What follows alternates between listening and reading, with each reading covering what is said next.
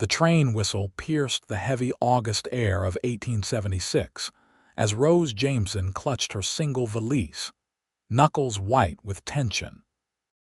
She had traveled 3 days from Philadelphia to Shoshone, Idaho, a place she'd never heard of, before reading the matrimonial advertisement to marry a man whose face she knew only from a faded daguerreotype. The persistent ache in her chest had nothing to do with the restrictive corset beneath her travel-worn dress. Some pains went deeper than bone. Rose stepped onto the platform, her legs wobbly from the long journey. The small frontier town sprawled before her, a dusty main street lined with wooden buildings, nothing like the brick-lined avenues of Philadelphia. A few curious onlookers watched as passengers disembarked, and Rose fought the urge to climb back aboard the train and flee to anywhere but here. "Miss Jameson," the deep voice startled her. Rose turned to find herself looking up at a tall man with broad shoulders and sun-bronzed skin. His dark hair was slightly too long, curling at his collar, and his eyes were the color of summer skies. He removed his hat, revealing a strong face weathered by sun and wind. "Mr. Garrett?" she asked, her voice barely above a whisper. "Luke Garrett, madam." He gave a slight bow. "Welcome to Shoshone." Rose nodded, unable to form words. This was the man she'd agreed to marry, a stranger who owned a cattle ranch outside of town. A man who had written such gentle, thoughtful letters that she'd convinced herself this arrangement might work. Luke reached for her valise. "Is this all you've brought?" "Yes." The single word contained volumes. Everything she valued in this world fit into one small bag. The rest had been sold to pay her father's debts after his death. Luke's brow furrowed as he studied her face. "You must be tired from your journey. My wagon's just over there." Rose followed him, aware of the whispers and stares from townspeople. A mail-order bride was nothing unusual in these parts, but she sensed they were assessing her worth, wondering if she would survive the harsh realities of frontier life. The wagon was simple but well-maintained. Luke offered his hand to help her up, and she hesitated before taking it, feeling the rough calluses against her soft skin. As she settled onto the hard wooden seat, a wave of exhaustion washed over her. "Town's not much," Luke said as he guided the horses down the main street. "But we've got most everything we need. General store, blacksmith, doctor, church, even got a proper schoolhouse last year." Rose nodded, barely registering his words. What had she done? Trading the familiar misery of her old life for unknown hardship with this stranger. They rode in uncomfortable silence for a while before Luke cleared his throat. "I imagine this is all quite different from Philadelphia." "Yes," she said simply, staring straight ahead. "My ranch is about 8 miles outside of town. Not the biggest spread in the territory, but it's good land. Been building it up these past 5 years. When she didn't respond, he fell silent again. The wagon rumbled past the last buildings of Shoshone and onto the open trail. The landscape stretched before them, rolling hills dotted with sagebrush and sparse trees, mountains looming in the distance.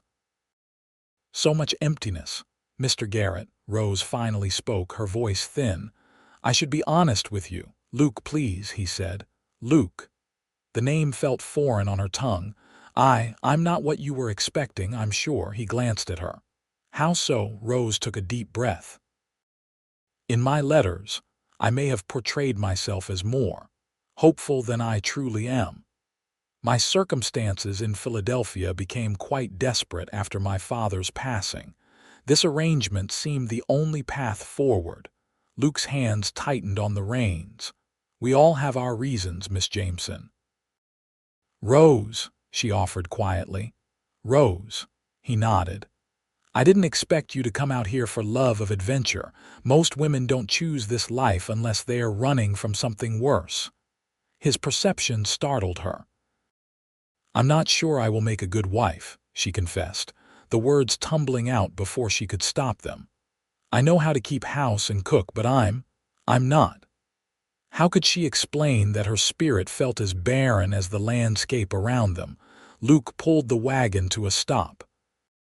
The horses snorted and stamped as he turned to face her fully. His blue eyes were serious but not unkind. "Rose, I didn't ask for perfection in my advertisement. I asked for honesty and a willingness to build something together."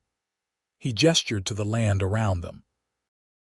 "When I came here, this was nothing but wild country. Everything worth having takes time to build." She looked down at her hands. "Some things, once broken, cannot be mended." A gentle hand tilted her chin up, forcing her to meet his gaze. "That's not been my experience," Luke said softly. "I've seen broken fences, broken bones, broken promises, all mended in time with the right care." Rose felt tears threatening and blinked them away. "You don't understand. Then help me understand." His voice had a patience she hadn't expected. "Whatever's broken your spirit, Rose, I'll mend it. Not all at once, maybe, but daily. Little by little." The unexpected tenderness in his words made something shift inside her. Not hope exactly, she'd abandoned that luxury long ago, but perhaps a tiny crack in the wall she'd built around herself. "We should continue," she said, unable to respond to his promise. Luke studied her face a moment longer, then nodded and set the horses back into motion. As they traveled, he pointed out landmarks and shared bits of history about the area. Rose listened but remained withdrawn, her mind still questioning her decision to come here. The sun was beginning to set when they crested a small hill, and Luke's ranch came into view. A sturdy log house stood in a small valley, smoke curling from its chimney. Nearby was a barn and corral where several horses grazed. Fields stretched to the east, and cattle dotted distant pastures. "Home," Luke said simply. Not her home, Rose thought. Just another place to exist. As they approached, the front door of the house opened, and an older woman stepped out onto the porch. "That's Mrs. Whitaker," Luke explained. "She's been helping me get the place ready for your arrival. Lives about a mile down the way with her son and his family." Rose's stomach tightened. She hadn't considered that others would be present for this awkward first meeting. Mrs. Whitaker waved as they pulled up to the house. She was a round woman with gray streaked hair and a kind face. "Welcome, welcome," she called as Luke helped Rose down from the wagon. "You must be Miss Jameson. My, what a journey you've had." "Thank you," Rose managed, allowing herself to be enveloped in a warm embrace that smelled of bread and lavender. "I've got supper nearly ready," Mrs. Whitaker continued, ushering Rose toward the house. "And I've aired out the spare room for you. Luke said you'd want your own space to settle in before the wedding." Rose shot a surprised glance at Luke, who gave a small nod. "I thought you might appreciate some time to adjust," he said quietly. "The preacher comes through town every other Sunday. That gives you nearly 2 weeks to decide if you want to go through with this."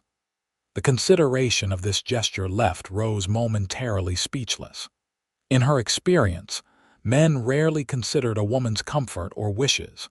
The interior of the house was simple but clean and surprisingly comfortable. A large main room combined kitchen and living areas, with a sturdy table, several chairs, and a sofa near the stone fireplace. Doorways led to what Rose assumed were bedrooms. "I know it's not what you're used to," Luke said, setting her valise down. "It's very nice," Rose replied honestly. The home showed care and attention to detail that spoke of Luke's character. Mrs. Whitaker bustled about, putting the final touches on their meal. "Sit, sit. You must be famished after your journey." The meal was simple but delicious: roast beef, potatoes, fresh bread, and apple pie for dessert. Rose ate little, her stomach still unsettled from travel and anxiety, but she complimented Mrs. Whitaker sincerely. After dinner, The older woman showed Rose to her room, a clean, pleasant space with a bed, chest of drawers, and a small table with a pitcher and basin. "Luke built most of this furniture himself," Mrs. Whittaker said, running a hand over the smooth wood of the dresser. "He's good with his hands, that one." Rose nodded, unsure how to respond. Mrs. Whittaker patted her arm. "I know this is all strange, dear, but Luke's a good man, better than most. Give him a chance to show you that." After Mrs. Whittaker left to return to her own home, Rose unpacked her few belongings and changed into her nightclothes. Exhaustion dragged at her limbs, but her mind raced. She sat on the edge of the bed, listening to the unfamiliar sounds of this new place, the creak of the house settling, the distant low of cattle, the whisper of wind through trees. A gentle knock at her door made her start. "Rose, may I speak with you a moment?" Luke's voice was hesitant. She quickly pulled on her robe and opened the door a crack. "Yes. I just wanted to say good night," he said, keeping a respectful distance. "And to let you know that we'll take things at your pace. I meant what I said earlier. Whatever's happened to you, whatever's hurting you, I'd like to help if you'll let me." Rose studied him in the dim light of the hallway, searching for any sign of deception. But his blue eyes held only sincerity. "Why?" she asked. "Why would you want to marry a woman with nothing to offer?" Luke's brow furrowed. "I don't believe that's true. You've traveled across the country alone. That takes courage. You've agreed to marry a stranger in a strange land. That takes strength. Those aren't nothing, Rose." She shook her head. "You don't know me." "I'd like to," he replied simply. "Good night, Rose. Sleep well." As the door closed between them, Rose pressed a hand to her chest, feeling the familiar ache. For the first time in months, it felt just a fraction lighter. Morning arrived with golden light streaming through the curtains and the smell of coffee and bacon drifting through the house.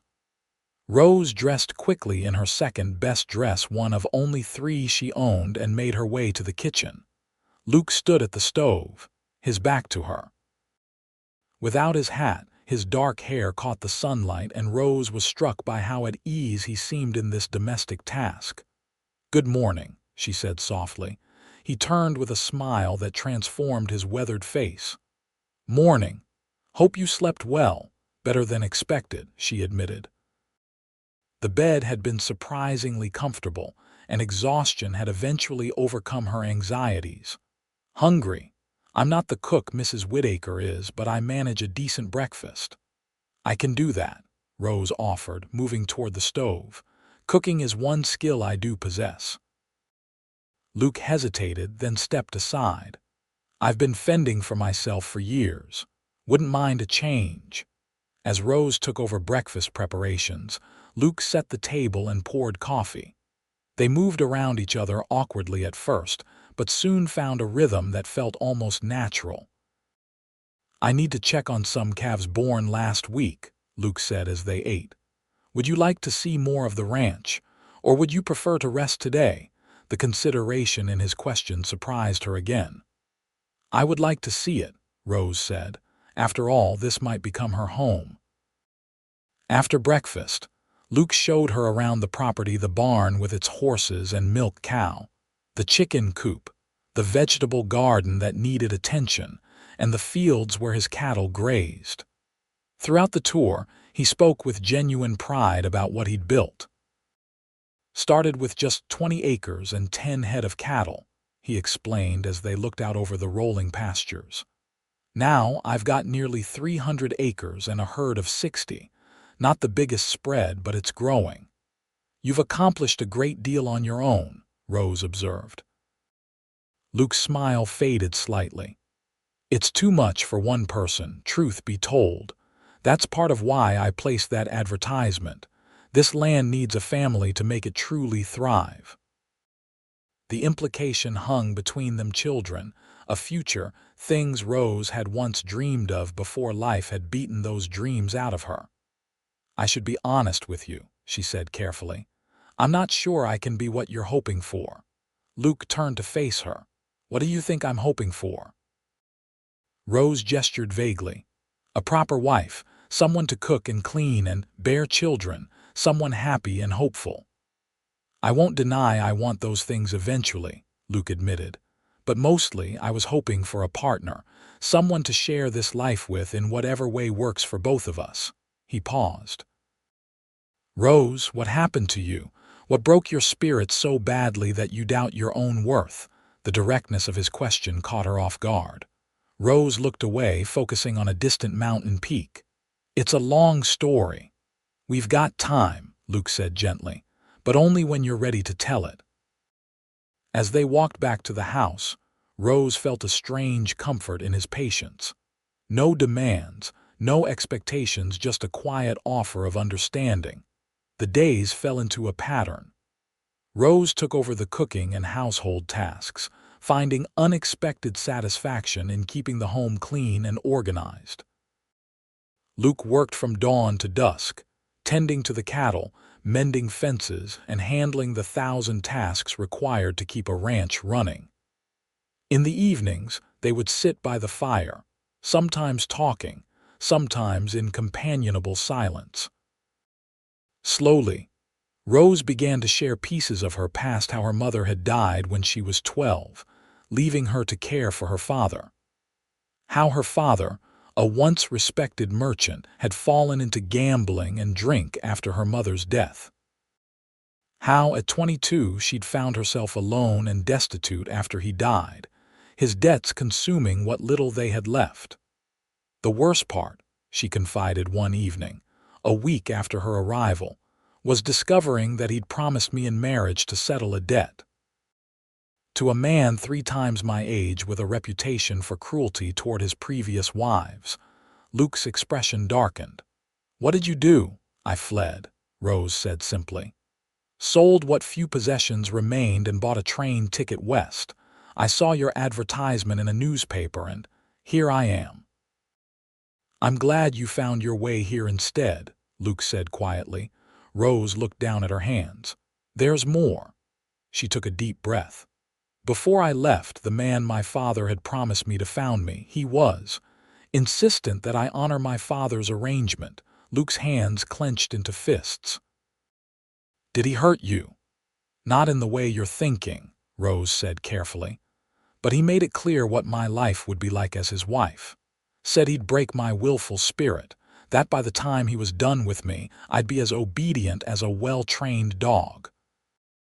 "No man has the right to break another's spirit," Luke said, his voice low with anger. "He didn't succeed," Rose said. "But his words, they followed me, made me wonder if perhaps he was right, that my spirit needed breaking to be of any use to anyone." Luke moved to kneel before her chair, taking her hands in his. "Rose, listen to me. A broken spirit isn't useful to anyone, least of all yourself. What that man wanted wasn't a wife, it was a slave."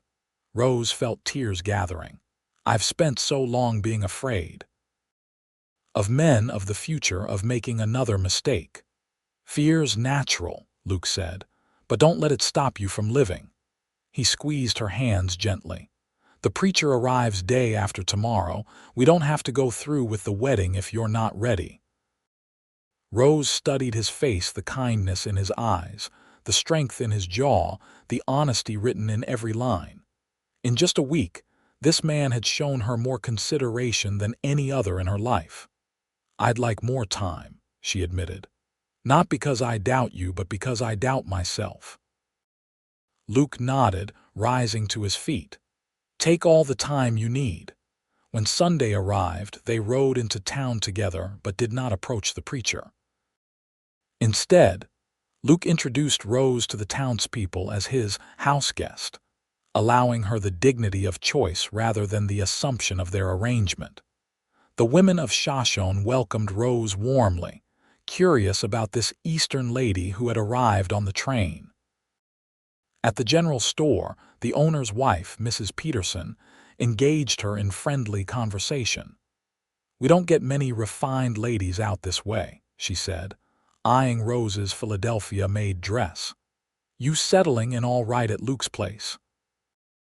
"Yes, thank you," Rose replied, aware of the curious glances from other customers.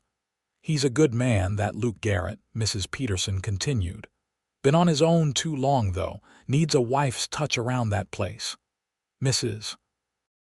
Peterson," Luke interrupted gently, "Miss Jameson is still getting acquainted with our town. Best not overwhelm her with local gossip just yet." The woman laughed. "Not gossip if it's true, Luke, but I'll mind my manners." She patted Rose's hand. "You come see me anytime you want female company, dear. Can get mighty lonely out on those ranches." As they rode back to the ranch that afternoon, Rose found herself studying Luke's profile against the setting sun. "The people here think well of you," she observed. Luke shrugged. "Most folks around here are decent. They look out for each other. Has to be that way out here. Life's too hard to go it completely alone." "Is that why you wanted a wife? Because life is too hard alone?" Luke considered her question carefully. "Partly," he admitted. "But it's more than just having help with chores. It's about having someone to share things with, both the hardships and the good moments. Someone to build a future with." The simple honesty of his answer touched her. "I've never thought much about the future," Rose confessed. "Only survival." "That's a start," Luke said. "But there's more to life than just surviving, Rose." That night, unable to sleep, Rose slipped outside onto the porch. The night was clear, stars scattered across the sky like diamond dust. The vastness of it took her breath away. "Beautiful, isn't it?" Luke's voice came softly from the darkness. Rose started, then saw him sitting on the porch steps. "I didn't see you there. Sorry to startle you." He made room for her on the step. "Couldn't sleep." She sat beside him, careful to maintain a proper distance. "Too many thoughts." They sat in silence for a while, listening to the night sounds: crickets chirping, an owl hooting in the distance, the occasional lowing of cattle. "I've been thinking about what you said," Rose finally spoke. "About there being more to life than surviving. And I'm not sure I know how to do that anymore," she admitted. "How to live rather than just exist." Luke was quiet for a long moment. "When I first came out here, I was running too, not from a person but from grief. Lost my parents and younger sister to influenza back in Missouri. Felt like everything I loved had been ripped away." Rose turned to look at him, surprised by this revelation. "I'm sorry." "For the first year I just existed," Luke continued. "Worked until I collapsed, slept, then got up and did it again. Wasn't living at all.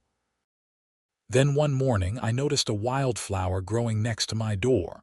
Bright yellow thing pushing up through the hard dirt. Made me realize that life goes on whether we choose to participate or not." He looked at her. "I decided that day to start living again." "How?" Rose asked, her voice barely above a whisper. "One day at a time," Luke said simply. "Finding small joys, setting goals beyond just making it to sundown, allowing myself to care again." Rose hugged her knees to her chest. "I'm afraid to care too much." "Because it hurts when you lose what you care about," she nodded. "That's the risk of living," Luke acknowledged. "But the alternative is just existing, and that's its own kind of death." His words hung in the night air between them. Rose considered them, feeling something shift inside her chest, not healing exactly, but a willingness to consider the possibility. "The next time the preacher comes through," she said slowly, "I think I would like to meet with him." Luke turned to her, his expression hopeful but cautious. "Are you saying?" "I'm saying I'd like to try," Rose clarified. "I can't promise I'll be the wife you hoped for, but I'd like to try to build something here. With you." Luke's hand found hers in the darkness, his calloused palm warm against her fingers. "That's all anyone can do, Rose. Try." The wedding took place 2 weeks later in the small white church in Shoshone. Rose wore her best dress, a deep blue that brought out the amber flecks in her brown eyes. Luke had a new shirt and had trimmed his hair. The ceremony was simple, attended by a handful of townspeople and neighboring ranchers. Do you, Luke Garrett, take this woman to be your lawfully wedded wife? The traveling preacher asked. I do, Luke said firmly, his blue eyes never leaving Rose's face. And do you, Rose Jameson, take this man to be your lawfully wedded husband? Rose took a deep breath. This was at the moment of commitment, of choosing to trust in a future she couldn't see. I do, she said, her voice stronger than she expected. Then by the power vested in me, I now pronounce you man and wife. You may kiss your bride. Luke leaned forward, his lips brushing hers in a gentle, chaste kiss that somehow held both promise and patience. The small gathering cheered, and Mrs. Whittaker dabbed at her eyes with a handkerchief. About time that boy found himself a good woman, she sniffled to Mrs. Peterson. Back at the ranch, their ranch now, Rose reminded herself they faced the awkwardness of their first night as husband and wife. Luke had prepared a special dinner, and they ate by candlelight at the kitchen table. I want you to know, Luke said as they finished their meal, that I meant my vows today, to honor and cherish you. Part of that means respecting your boundaries, Rose. She looked at him questioningly. What I'm trying to say, he continued, a flush creeping up his neck, is that I don't expect anything from you tonight, or any night until you're ready. This marriage can develop at whatever pace feels right to you. Relief and gratitude flooded through Rose. Thank you, she whispered. I'm not. I don't think I'm ready yet. Luke nodded, reaching across the table to take her hand. We have time, Rose, all the time we need. That night, Rose slept in what was now officially their bedroom while Luke took the spare room. As she lay in the darkness, listening to the unfamiliar creaks of the house, Rose realized that for the first time in years, she wasn't afraid of what tomorrow might bring. Autumn arrived, painting the hills with gold and russet. Rose settled into ranch life, learning to manage the household with growing confidence. She discovered an unexpected talent for gardening, coaxing vegetables from the soil with tender care. Luke taught her to ride, and soon she was accompanying him on shorter journeys around the property. Their relationship developed slowly, like a cautious dance. Small touches, a hand on a shoulder, fingers brushing while passing a dish, a quick embrace after Luke returned from a long day's work. Conversations that grew deeper and more personal, laughter that came more frequently and easily. One evening, as they sat on the porch watching the sunset, Luke reached for her hand. I have something for you, he said, pulling a small package from his pocket. Rose unwrapped it to find a beautiful leather-bound journal. Luke, it's lovely. Mrs. Peterson ordered it special from back east, he explained. I noticed you like to write letters and thought maybe you might enjoy having a place for your private thoughts. The thoughtfulness of the gift touched her deeply. Thank you, she said, running her fingers over the smooth cover. You've been smiling more, Luke observed quietly. It suits you. Rose realized he was right. The constant weight on her chest had lightened, though not disappeared entirely. This place is healing, she said, and you've been patient with me. Some things can't be rushed, Luke replied. Like breaking a wild horse or taming the land, you have to work with what's there, not against it. Later that night, Rose made a decision. She knocked softly on the spare room door. Luke opened it, his hair tousled from sleep. Rose, is everything all right? Yes, she said, gathering her courage. I was wondering if you might like to sleep in our room tonight. Just sleep, she added quickly. But I'd like you beside me. Luke's expression softened. I'd like that very much. That night, they lay side by side in the darkness, not touching at first, then gradually moving closer until Rose's head rested on Luke's shoulder, his arm around her. The simple comfort of human contact, of not being alone, brought tears to her eyes. Thank you, she whispered into the darkness. For what? Luke asked, his voice rumbling under her ear. For being patient. For seeing something in me worth waiting for.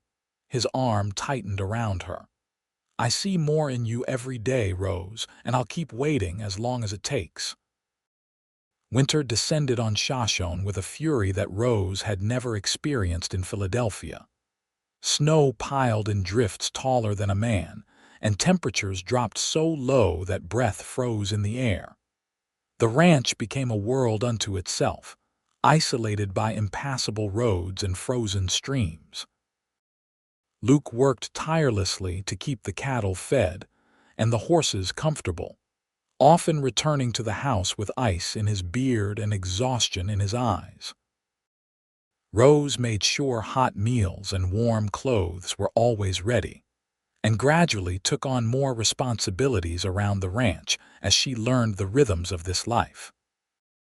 They still slept side by side each night, finding comfort in each other's presence, though their physical relationship remained limited to embraces and gentle kisses.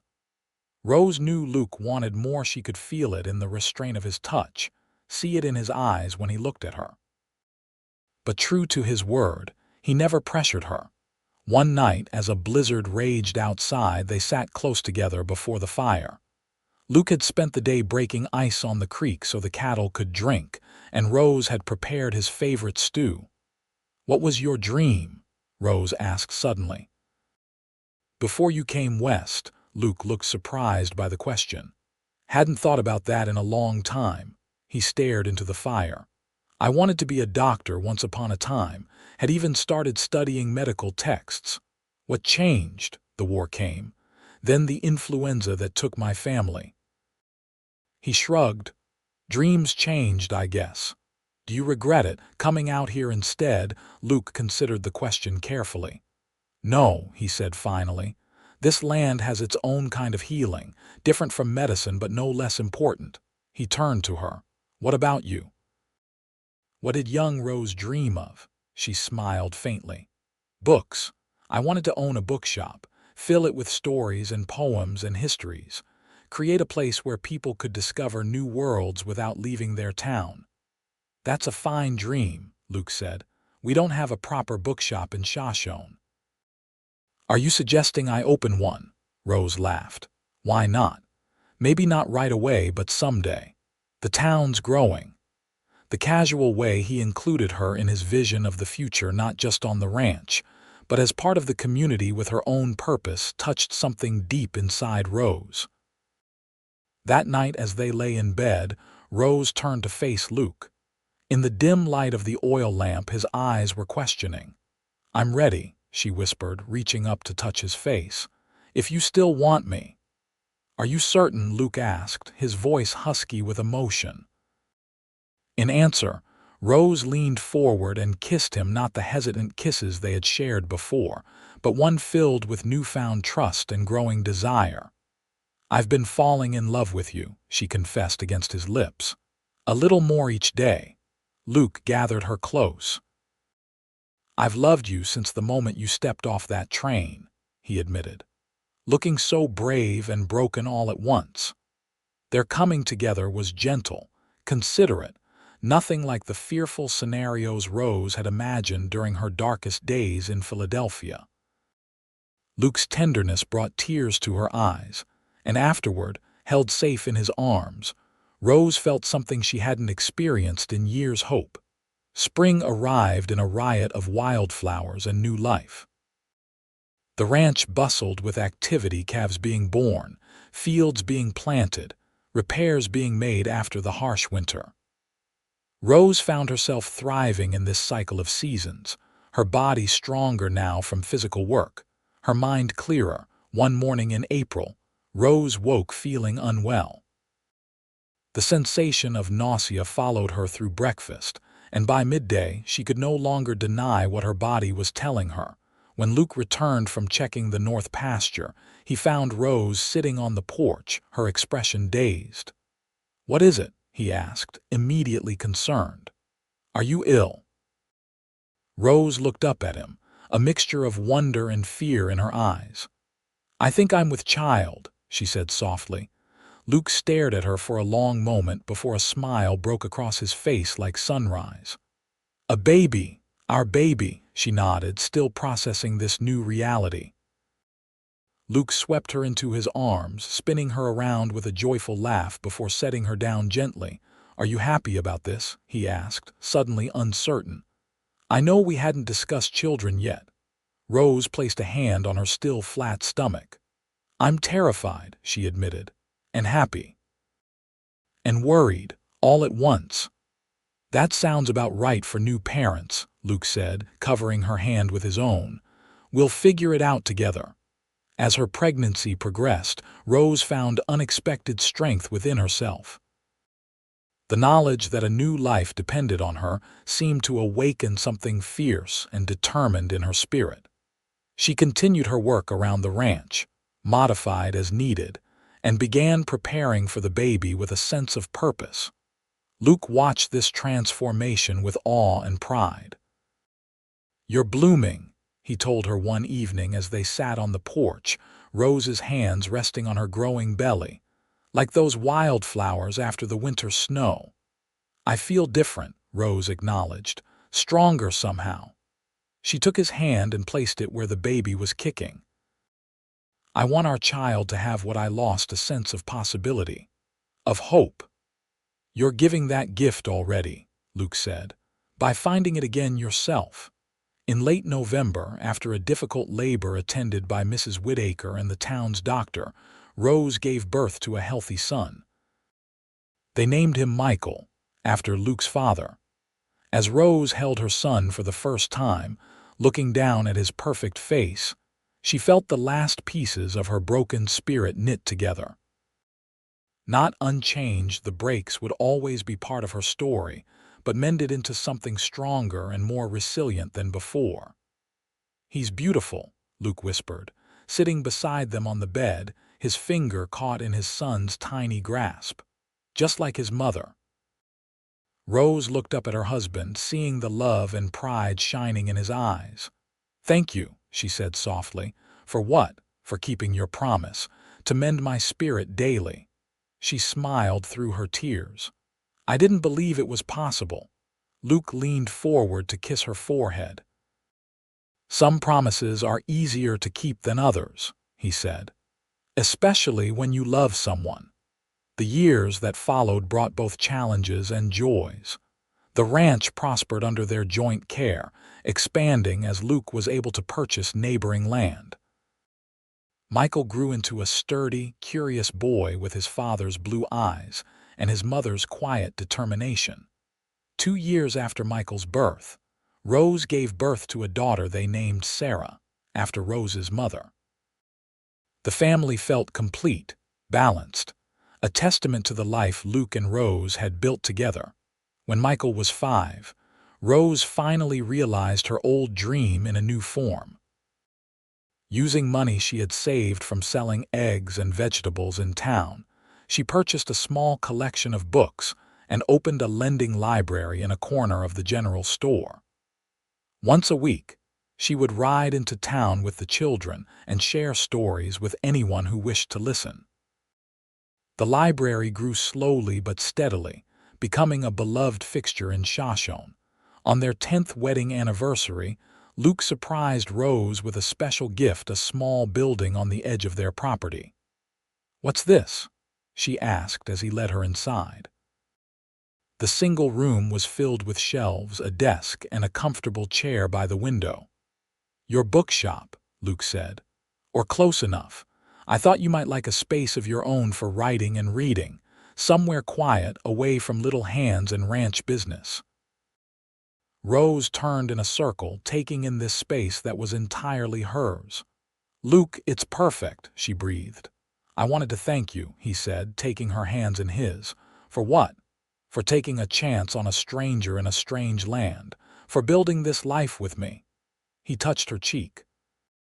"For letting me love you." Rose leaned into his touch. "I was so broken when I came here," she said softly. "I never imagined I could feel this way again, whole, hopeful, loved."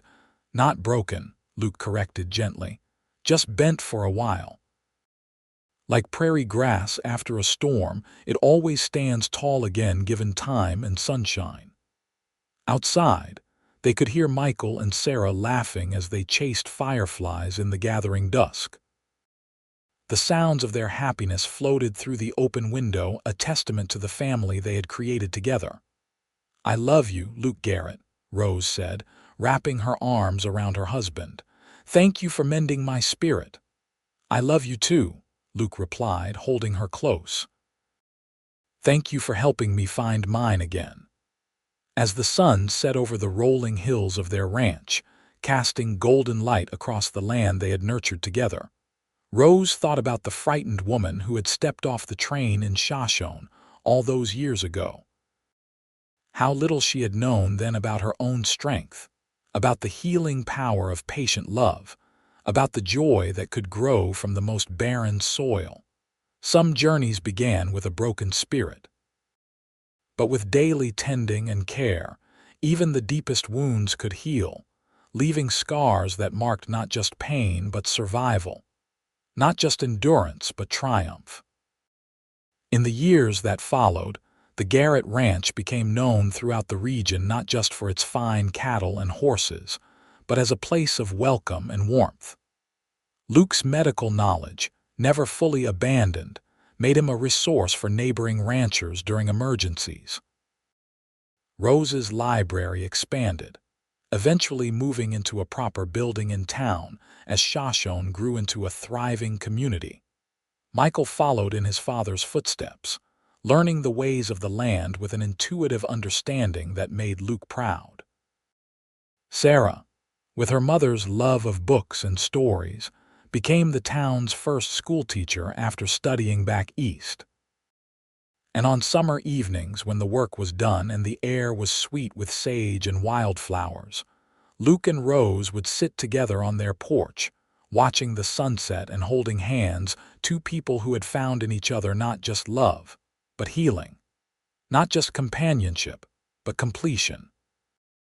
Their love story, which had begun with a broken spirit and a daily promise, had become something neither could have imagined on that fateful day at the Shoshone train station, a testament to patience, to kindness, to the power of gentle mending. For Rose, who had once believed herself beyond repair, this was the greatest miracle of all, that broken things could not only be mended, but could become more beautiful for having been broken. That the cracks and scars became not weaknesses, but the very places through which love could shine most brightly.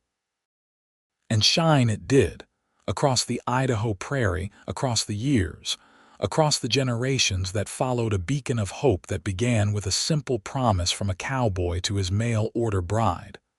"Whatever's broken your spirit, I'll mend it. Not all at once, maybe, but daily, little by little." Some promises once made last a lifetime and beyond.